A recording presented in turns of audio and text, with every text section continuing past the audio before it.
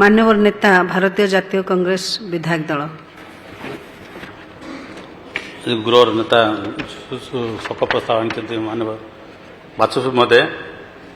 आगे आम दल समर्थन करगत अनंत दास पूर्वतन राष्ट्रमंत्री तारीख 28/8/1940 मसीह दिन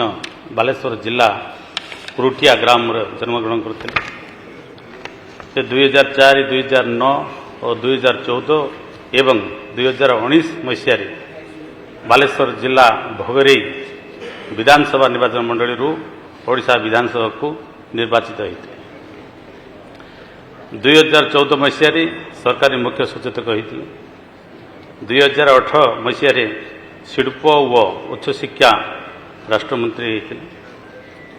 जिला योजना बोर्ड अध्यक्ष भी थे तारीख 9/3/2025 दिन 85 वर्ष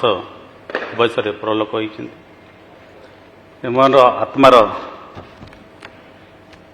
श्रद्धांजलि देवाई आम पार्टी तरफ आपण जरिया दुख संतप्त परिवार को समवेदना जन